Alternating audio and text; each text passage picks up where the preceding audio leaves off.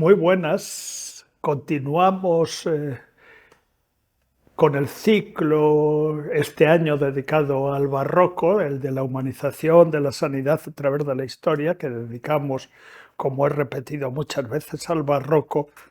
Y vamos a ocuparnos, se va a ocupar el profesor Antonio González Bueno, de la botánica y de la historia natural durante el periodo.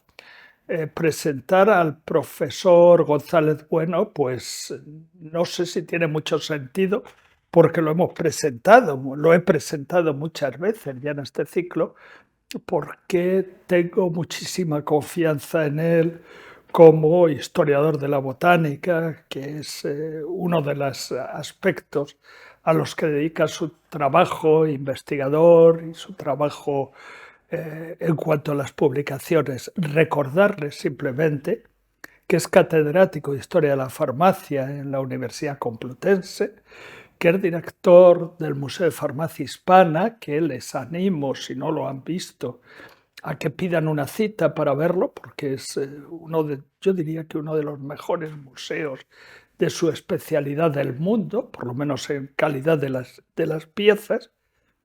El profesor González Bueno no es farmacéutico, sino fue licenciado y doctor en ciencias biológicas,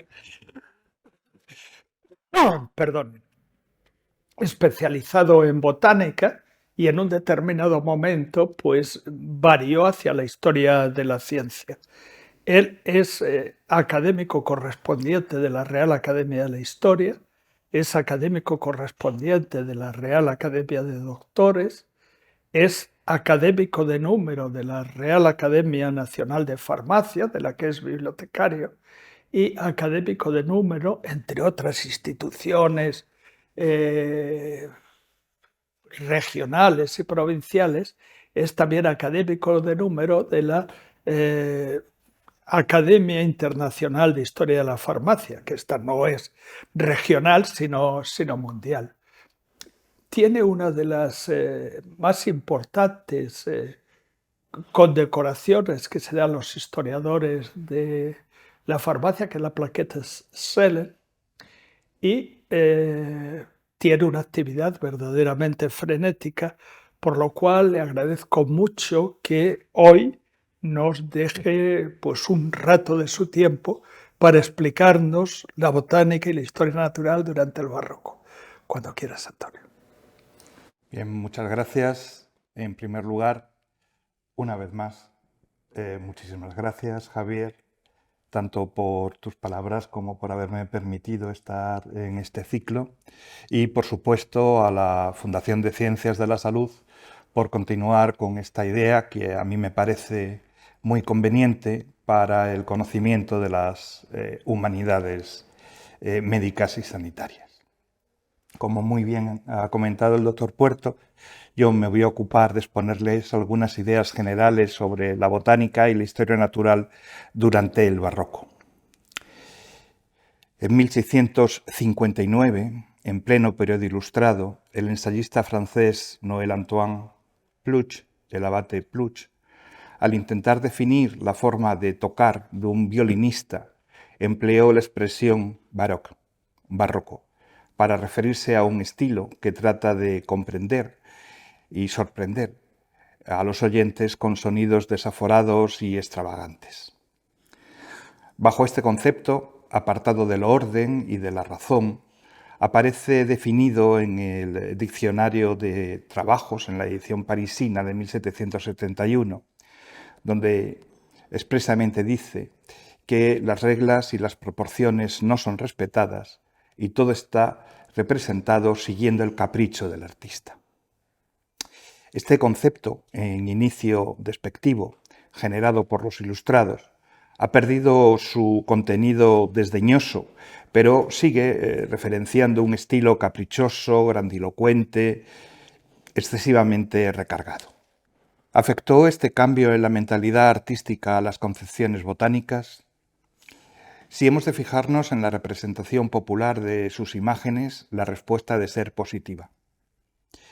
Pilar Bosquet, que ha estudiado con detenimiento la presencia de vegetales en los tapices de la corona de España, señala que en términos generales la mayoría de las plantas en los paños del siglo XVII se presentan en las cenefas y en los campos donde por lo general adquieren una disposición de aparente naturalidad con una pérdida de sus características botánicas. Por otra parte, la pintura y los propios tapices se enriquecen con las series que reproducen bodegones y jarrones con composiciones rebosantes de flores cortadas. En definitiva, las plantas se han integrado como un elemento más en el paisaje y en las paredes de las casas de la nobleza, donde este nuevo género gozó de un interesante comercio. Estos cambios en los gustos artísticos tienen su complemento, su correlato en el ámbito científico. Si hasta principios del siglo XVII botánica y materia médica pueden considerarse aspectos complementarios de una misma realidad científica, durante el barroco las diferencias entre ambas van a ir aumentando progresivamente. La botánica, en su acepción de ciencia pura, se verá inmersa en el objeto de describir e inventariar las floras regionales como culminación de la labor comenzada por los botánicos renacentistas. Y, sobre todo, experimentará un fuerte avance en disciplinas próximas, particularmente la anatomía y la fisiología vegetal, que provocarán importantes cambios conceptuales en las aproximaciones sistemáticas.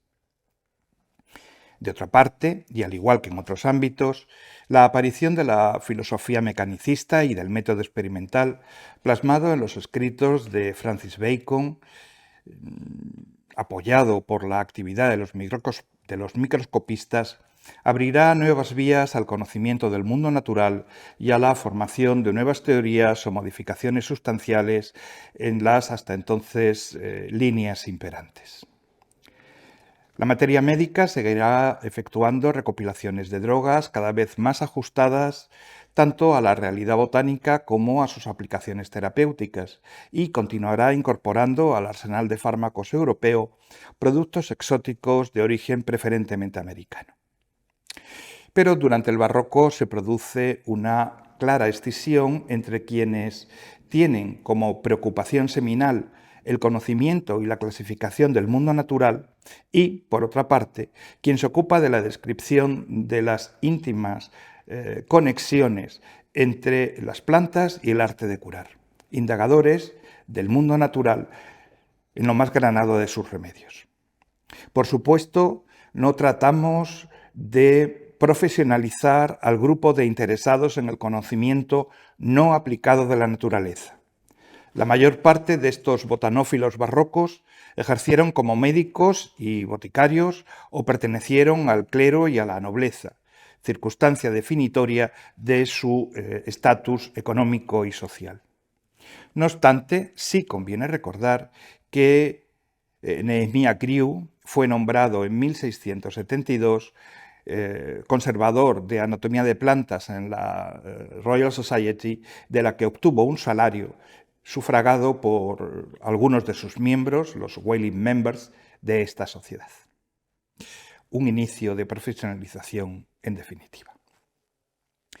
En este contexto debe recordarse la preponderancia de los medicamentos de origen vegetal durante el siglo XVII, pese a la progresiva incidencia de las ideas farmacoquímicas y que la elección correcta de los simples medicinales continuaba siendo uno de los principales problemas para prescriptores y preparadores, ante el cual cualquier avance en la taxonomía o mejora en la clasificación de los vegetales incidía directamente en el aumento de la calidad de la prescripción médica. El asunto tiene una importancia trascendental en el comercio de drogas con sus problemas de adulteración. Los avances en morfología microscópica contribuirán notablemente a mejorar un aspecto tan peculiar de la botánica aplicada. Pasaremos a ocuparnos brevemente de los avances en el conocimiento de la flora y de la sistemática vegetal. El desarrollo de la florística alcanzó uno de sus momentos álgidos en el primer tercio del siglo XVII con las compilaciones realizadas por los hermanos Bawin.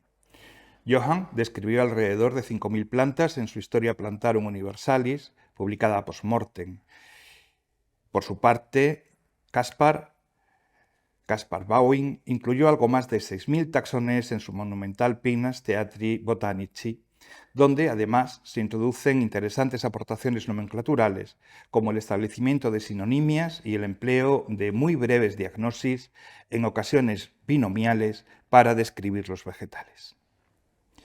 La botánica sistemática conoce un importante desarrollo en el último tercio del XVII, al ver los tórculos los trabajos elaborados por Jean Rey, Pierre Magnol y Joseph Pitton de Tournefort. John Rey es autor de la flora local de Cambridge, el Catalogus Plantarum circa Cantabrigiam Nasturtium. Realizó una interesante aportación al transformar la aproximación clasificatoria de Andrea Cesalpino en un nuevo sistema para el que utiliza una variada gama de caracteres, al modo en que será entendido casi como un sistema natural de clasificación. Sus principios, expuestos en Methodus Plantarum Nova y en Methodus Plantarum Emendata, son los mismos que inspiraron su Historia Plantarum Generalis, su obra más conocida, en la que recopila los conocimientos botánicos del final del Barroco, incluidos los avances en anatomía, fisiología y patología vegetal, lo que convierte a los 3 volúmenes que componen este texto en una obra de referencia para tratados botánicos posteriores. En él se incluyen aportaciones farmacológicas, como el rechazo a la teoría de similitudes expuesta por Paracelso o la aplicación de la capacidad medicinal de las plantas en términos empedocleicos. Pierre Magnol, director del Jardín Botánico de Montpellier, introdujo el concepto de familia como categoría taxonómica en su Prodromus Historiae Generalis Plantarum. Pierre Magnol se muestra buen conocedor y partidario de las teorías de John Rey, muestra en este texto su interés por elaborar grupos naturales dentro del reino vegetal y sus observaciones influyeron a su vez en los esquemas de Rey, como se desprende del cotejo entre el Prodromus del francés y el Methodus Plantarum del clérigo británico. En los últimos años de su vida, Pierre Magnol abandonó sus ideas prístinas y elaboró una nueva clasificación atendiendo solo a los caracteres del cáliz. Es la publicación del Novus Caracter Plantarum un fiel reflejo de este cambio. Joseph Pitton de Tournefort, profesor del Jardín Botánico de París e infatigable herborizador por todo el Mediterráneo, valoró el carácter de género como taxón y construyó una sistemática artificial de clasificación de éxito notable. Este éxito se debe a la claridad, a la sencillez y al orden de su sistema, que fueron imperantes durante un largo periodo.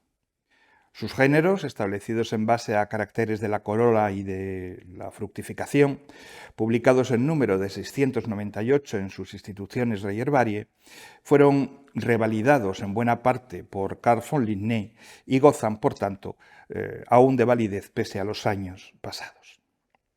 Entre los viajes emprendidos por Joseph Pitton de Tournefort, debemos destacar los 2 realizados por la península ibérica en 1687 y entre 1688 y 1689.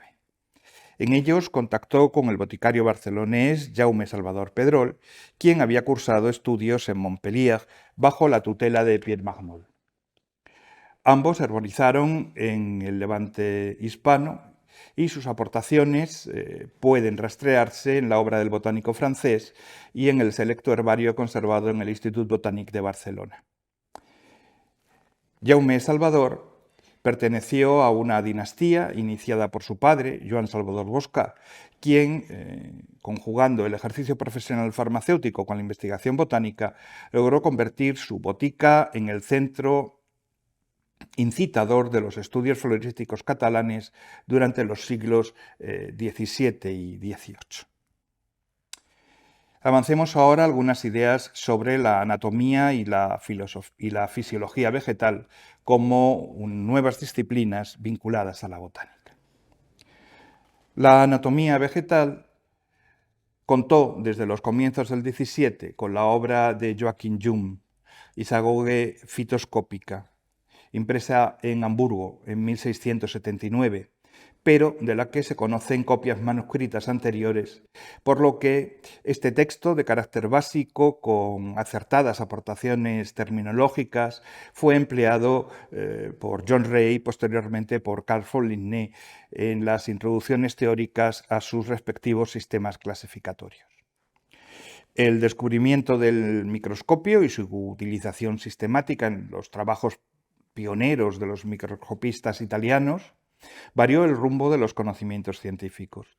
La designación de la célula vegetal en la micrografía de Robert Hooke es el anuncio de lo que, tras los estudios de Mia Crew y de Marcello Malpighi, se convertiría en la nueva anatomía vegetal dotada de cuerpo experimental propio.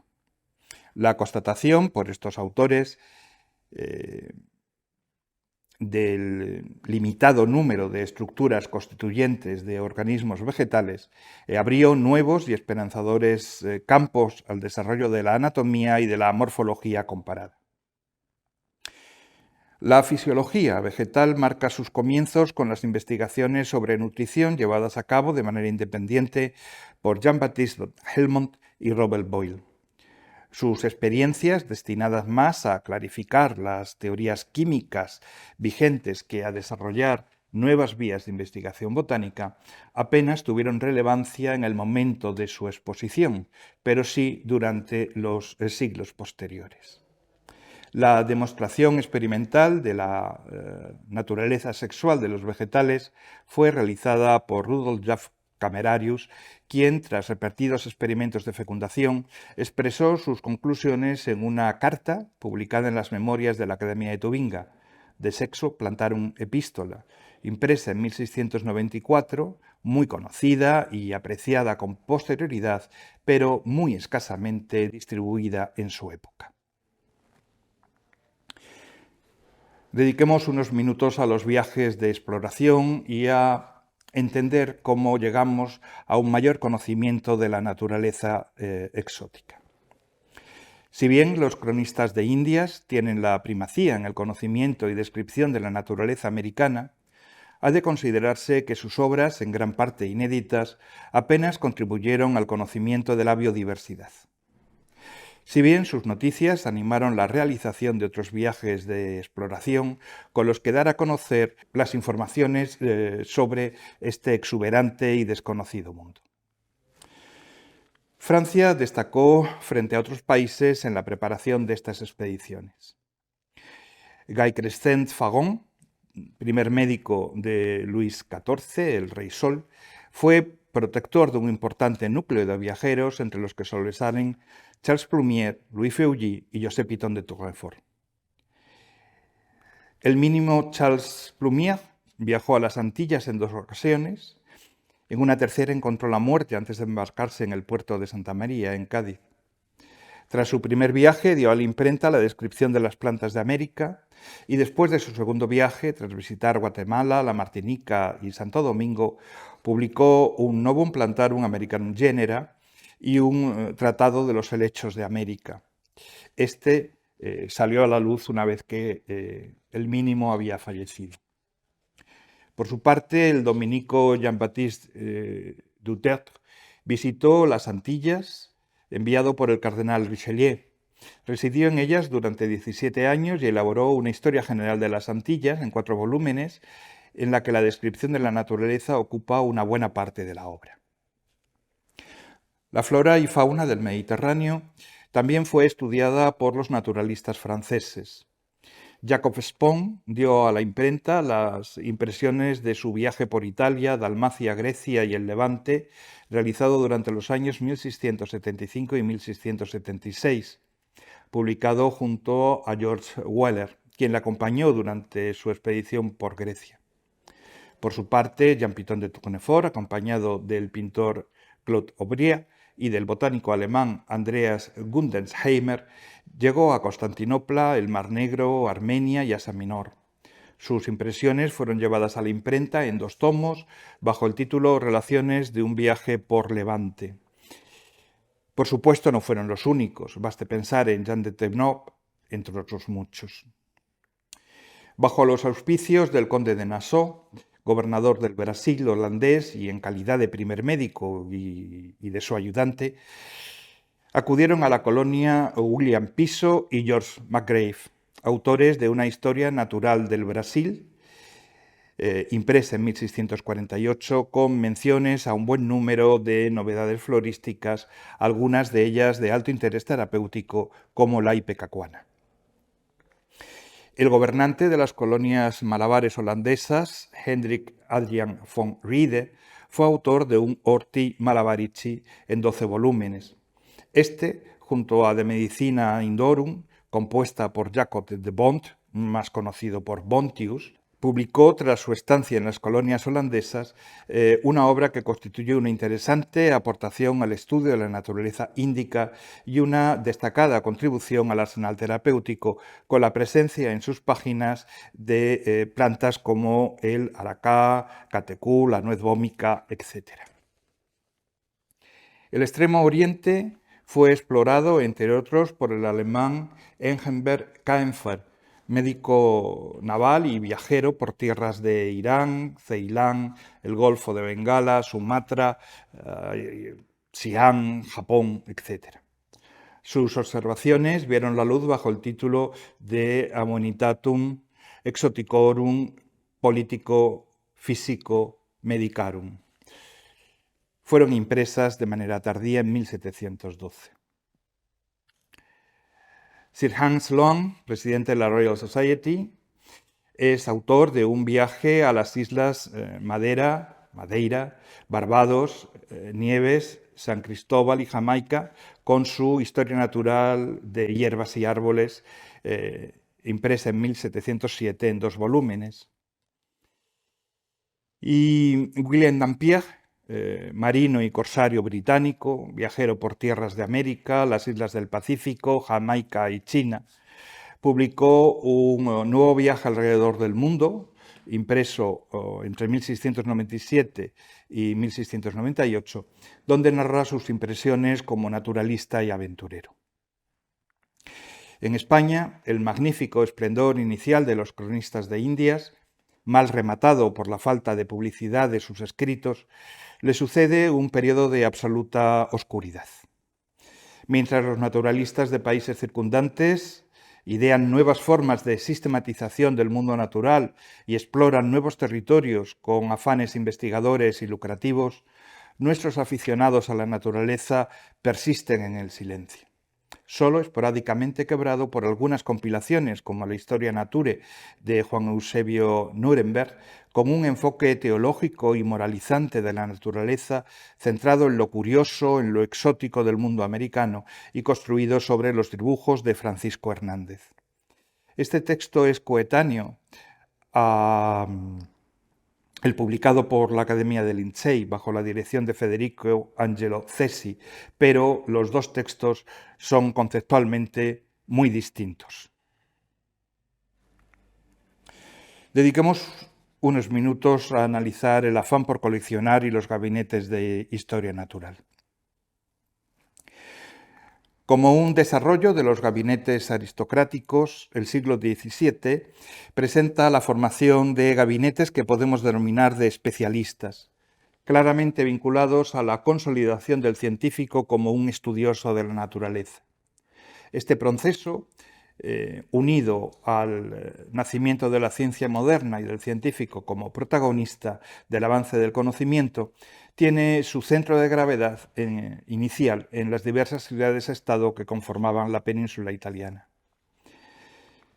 Durante el 600, hacia los mismos años que los pinceles de Jan Wemmer dan luz a las representaciones del astrónomo y el geógrafo, un síntoma más del nacimiento de la ciencia moderna, las prensas europeas producen un significativo grupo de obras, casi todas ellas de gran formato, dando cuenta de las excelencias, de las riquezas de los gabinetes de historia natural europeo. Veamos algunos de ellos. Ulisse Aldobrandi, médico de formación, profesor de filosofía e historia natural en la Universidad de Bolonia, dispuso de un inmenso gabinete de historia natural compuesto en 1595 de unas 18.000 piezas. En los inicios del 600, basándose en su propia colección, inició la edición de una vasta enciclopedia de historia natural organizada en 13 volúmenes, de la que solo vio impreso los 3 primeros. La colección se consolidó como museo en 1617, cuando, tras la cesión testamentaria de Aldobrandi al Senado de Bolonia, esta se instaló en el Palazzo Público de Bolonia. Allí permaneció hasta 1742. Entonces fue transferida al Instituto de Scienze del Palazzo Poggi y fue parcialmente desmembrada durante el siglo XIX. Fue reinstalada en 1907 con ocasión de celebrarse el tercer centenario de la muerte de Aldobrandi en las imágenes que tienen en pantalla. Algo más tardío es el gabinete formado por el marqués Ferdinando Cospi, un noble vinculado a la familia Medici, quien en 1660 también donó su colección al Senado de Bolonia. Lorenzo Legati proporcionó en 1667 una descripción completa del Museo Cospiano, organizada en 5 libros. Los 2 primeros describen los especímenes de historia natural y los 3 últimos contienen objetos arqueológicos. Un análisis del grabado de esta obra muestra la presencia en ella de algunas falsificaciones, tales como un par de peces con alas, un hipocampo mitad caballo, mitad pez, o Sebastiano Viabati, afectado de acondroplasia, una pieza viva de la colección. Pero lo más sorprendente es quizás el busto de Dante Alighieri que preside la sala. Un lugar hasta entonces reservado a imágenes religiosas y que muestra el carácter laico con el que se concibe la obra. La colección se unió a la de Ulises Aldrovandi y siguió el mismo camino que hemos comentado para esta. Similar al gabinete de Aldrovandi fue el construido por el boticario Ferrante Imperato, ubicado en Nápoles, en las proximidades del Palazzo Gravina. En la ilustración aparece junto a su hijo Francesco y 2 visitantes. El grabado constituye el frontispicio de su libro sobre historia natural, impreso en 1599, distribuido en 28 capítulos, entre los que se incluyen 9 dedicados a la alquimia, pues la presencia de un laboratorio alquímico, como la de un jardín botánico, constituye desde el 600 estructuras inseparables de los gabinetes de historia natural. La colección de Imperato superaba los 35.000 especímenes. Continuada por su hijo y con posterioridad por su sobrino Anieto, la colección comenzó a dispersarse en torno a 1656. Hoy apenas nos queda testimonio físico de algunos pliegos de herbario conservados en la Biblioteca Nacional de Nápoles. No muy diferente al de Imperato es el gabinete del que dispuso el farmacéutico veronés Francesco Calceolari, prolijamente desarrollado y descrito tras su muerte por Benedetto Ceruti y Andrea Cioccoco. Parte de su colección se conserva hoy en el Museo Cívico de Historia Natural de Verona. Ubicado en Milán estuvo el Museo de Manfredo Setala, noble de cuna, graduado en Derecho por la Universidad de Pavía, interesado por la ciencia, especialmente por la física, se ocupó del diseño de algunos instrumentos ópticos. Su colección, dispersa entre la casa familiar y la rectoría de San Lázaro, a la que quedó vinculado, superó los 3.000 ejemplares. Su biblioteca, en parte procedente de herencia familiar, alcanzó los 10.000 volúmenes impresos y los 600 manuscritos. Paolo María Torrago, profesor de la Universidad de Milán, dio a las prensas el catálogo de la colección. Primero, en 1664, en edición latina, y un par de años después, versionado al italiano. Es en esta edición italiana en la que se incorpora el grabado que tienen en imagen, que es una versión idílica en la que se describe el Museum Septalianum. Quizás poco próxima a la realidad, ya que quienes le visitaron y dejaron comentario de ello, recuerdan un espacio distribuido en 4 cuartos, muy lejos de esta gran galería que presenta el catálogo. La colección Setala estaba diseñada más para sorprender que para informar.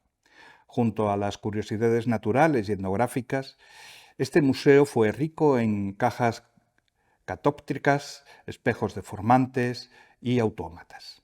Disperso tras su muerte, la mayor parte de sus colecciones fueron adquiridas por la Biblioteca Ambrosiana de Milán en 1751, donde hoy se conservan. Las colecciones compiladas por el jesuita alemán Athanasius Kircher en el Colegio Romano responden a esta misma idea de curioso universal.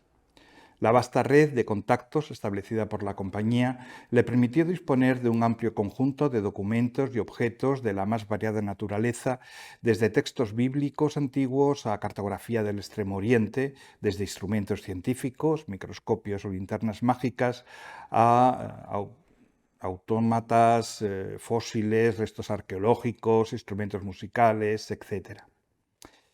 Al igual que ocurría con la colección Tsetala, el elemento lúdico, particularmente asociado a la luz y a la música, cobra especial protagonismo. El frontispicio del primer catálogo publicado, realizado por Giorgio De Seppi, con la colaboración del propio Kircher, se anuncia como Teatro de la Naturaleza y el Arte. Aún especialmente reseñables son los 5 obeliscos de madera construidos a imitación de los egipcios repartidos por Roma. Cerrado tras el fallecimiento de Athanasius Kircher en 1680, fue reordenado y publicado a fines del 17. La supresión de la Compañía de Jesús en 1773 conllevó la dispersión de su contenido. Sus restos se encuentran esparcidos entre distintos museos de Roma y el Vaticano. Si bien el centro de gravedad científico se encontraba en Italia, fueron los naturalistas centro y norte europeos quienes mayor interés mostraron por elaborar colecciones de historia natural. De comienzos del XVI data el gabinete del médico y farmacéutico Basilius Bertler. Este había reunido en Nuremberg una gran colección de materiales que fue continuada por su sobrino, el médico Michel Rupert Wetzler.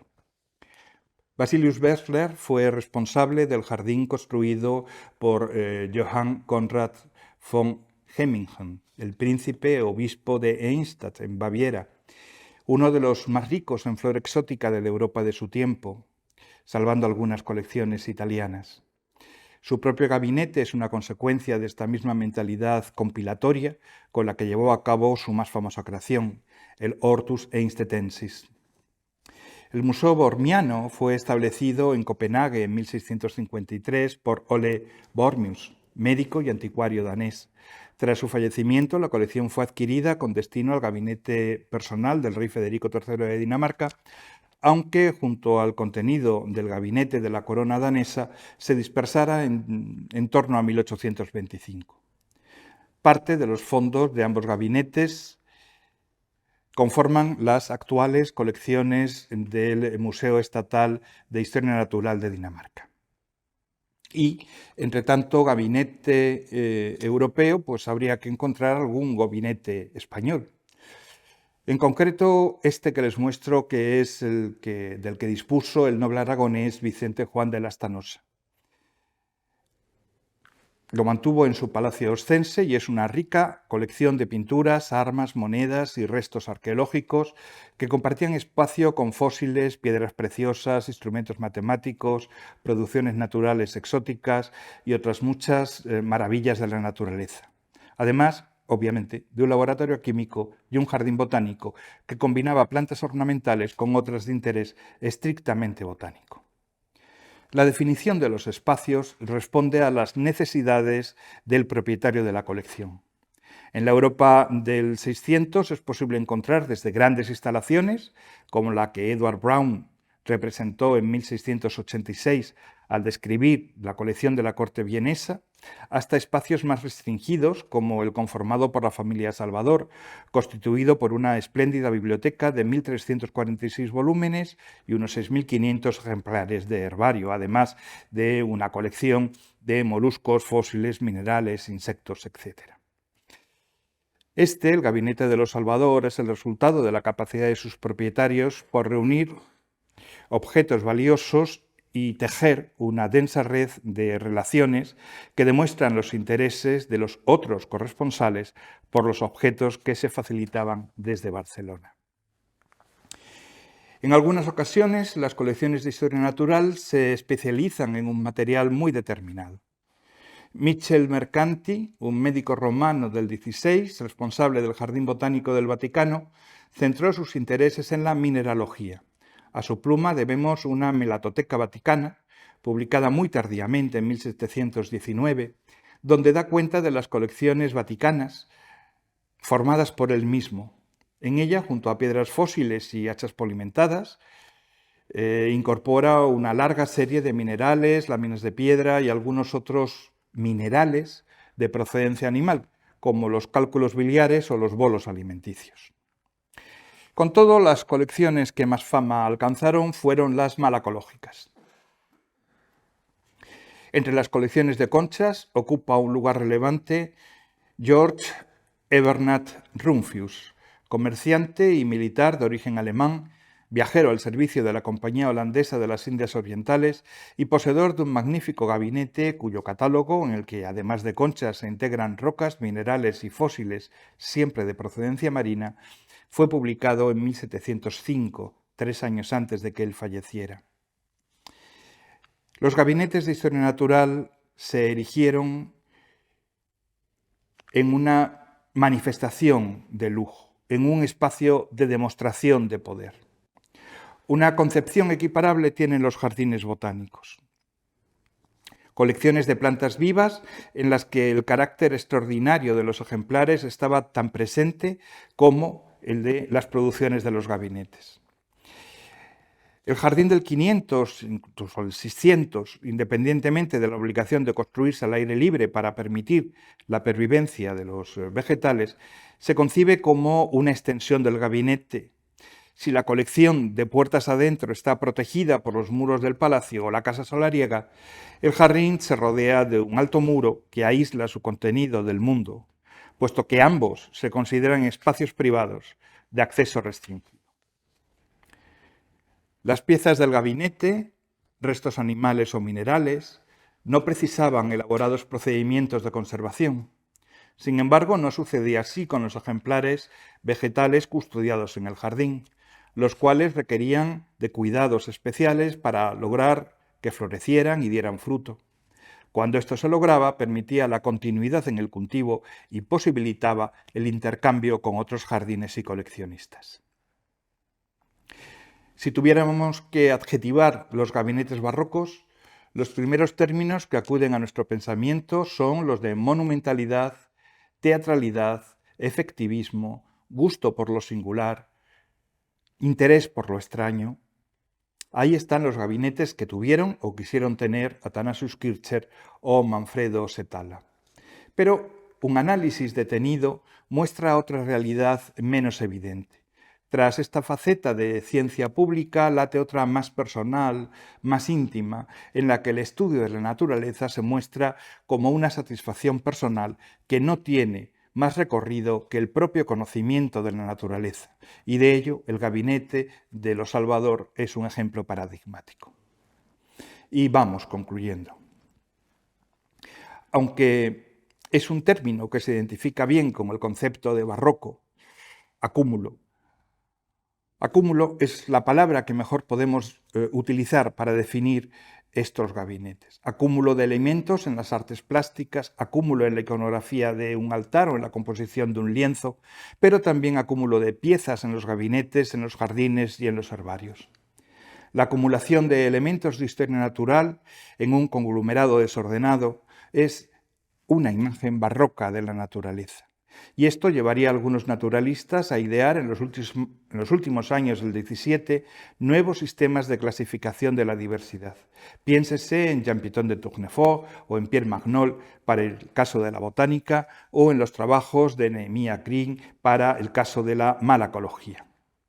Un orden para el mundo natural, una clasificación de los seres vivos que nos remite a los prolegómenos ilustrados, pero que no podríamos explicar sin este abigarramiento barroco y sin el interés mostrado por quienes quisieron ver más allá de lo visible, los microscopistas, que abrieron una nueva forma de entender la estructura de los seres vivos. Nada más. Muchas gracias. Muchas gracias, doctor González Bueno. Como siempre, pues unas intervenciones plenas de sabiduría y de conocimiento y de erudición. Creo que se me ha olvidado al principio decir que continuamos en la Real Academia de Medicina, que estamos en la antesala de la biblioteca de esa Real Academia. Y para acabar, simplemente decir que, en cierta manera, la intervención del profesor González Bueno explica la intencionalidad de estos ciclos, y fundamentalmente este ciclo de barroco. A la sanidad, a la medicina, a la terapéutica, nada de lo humano le es ajeno. Y la terapéutica se caracterizó y se caracteriza a lo largo de los tiempos por encontrar curaciones donde fuera posible. Se ha identificado mucho siempre la ciencia con los conocimientos matemáticos y astronómicos, pero hay otras maneras de entender la ciencia que en este momento se ven muy claros en las ciencias biomédicas. Bueno, ese camino fue complicado de recorrer hasta llegar a que fuera seguro y eficaz, y lo que pretendemos, como ya he dicho en reiteradas ocasiones, es dar una serie de impresiones que faciliten o que complementen lo que es la historia general, la historia de la medicina, la historia de la farmacia, la historia de la ciencia, para ver cómo se fue humanizando la sanidad, cómo llegó a ser útil y cómo se fue pensando cada día hacerla más cercana a los seres humanos. Muchas gracias por su entretenida, bellísima, como siempre, y erudita exposición, doctor González Bueno. Muchas gracias, doctor Puerto.